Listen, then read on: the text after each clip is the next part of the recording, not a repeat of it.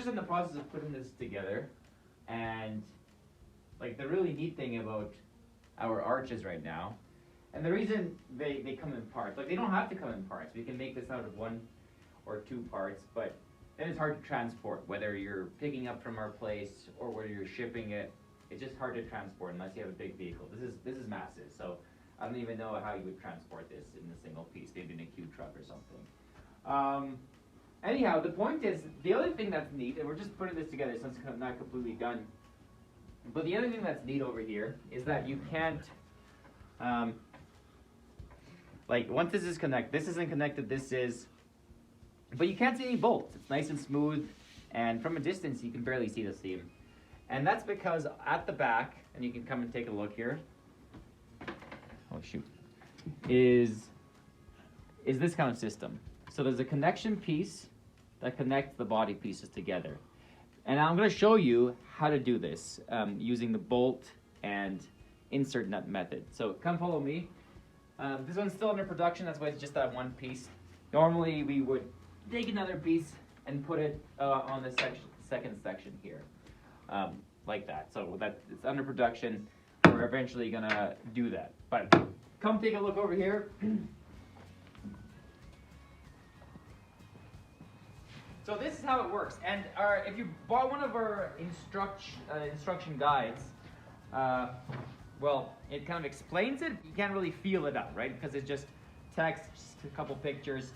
So what it is these insert nuts go to the back of the body piece. So this is the back of the piece here. The front, of course, is nice and smooth, and this is the back. This is a triangle arch we're working on.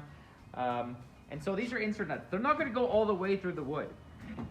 And how they work is you drill a hole, just with a regular drill.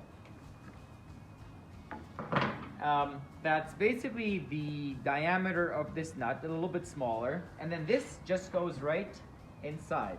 So you can take a look over here. It doesn't go all the way through. And this insert nut, and in our plans, on our plans, it tells you like the size of the nut, and you just screw it in. Now you're gonna put a bit of pressure on this, but it screws in with an Allen key, and it has threads on the outside which keep it really tight in there. And you want to make it so it's flush. Now you can actually go the extra mile, and this isn't a production piece. This is a test piece. But you do want to go the extra mile. I go the extra mile, and I do a countersink so that this head sits nice and flush and doesn't lift any of that wood up. So you drill a hole, and then you drill a slightly bigger hole, just a little bit, so that head sits nice and flat in there and doesn't bring up any of the wood like it is a little bit here. But again, this is a test piece. So after you drill your holes, they're nice and smooth, nice and flush. You line them up, okay?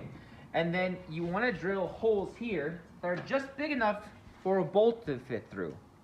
And you can actually buy these ones. These are kind of like special bolts. But the name of them are on the plans that we provide for the circle arch.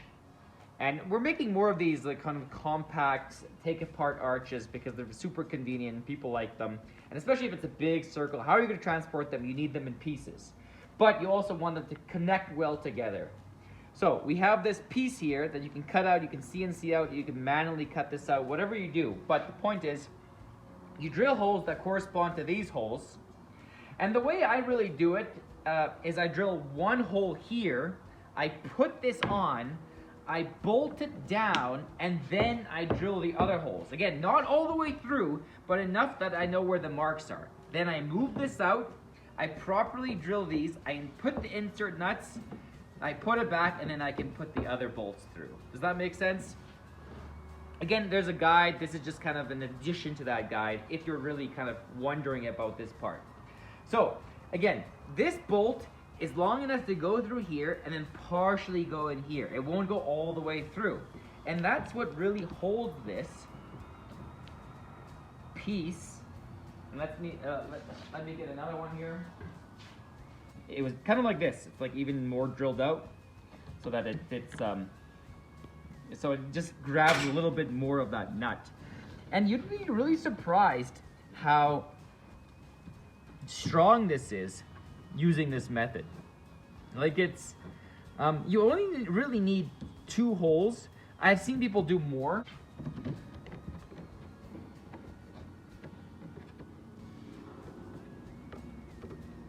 And this took us a really long time to figure out because, you know, that it was a unique problem. Like, how do you connect the pieces in from behind, you know, while making... Now, it seems like it's a little off, and it is. And the reason for that is that this one isn't as tight as this one. But if you tighten them up, I actually usually grab a wrench, and it's crazy. If those insert nuts are really tight in there. But yeah, grab a wrench, and then, you know, it becomes smoother there. And it's actually really solid. Like, it doesn't bend that much. Now, of course, this is plywood, so it'll bend a little bit, but it's really solid in there. And you can, to some extent, use this method for connecting various things. Perhaps if you're making some unique wedding trellis or arbor, and you want it to be transportable, you can certainly use this method. So that's what we do to connect the backs. And if you're using the same method that's in the plans, this is that method. And I just wanted to show you that a little bit closer, a little bit better. Hope that was helpful.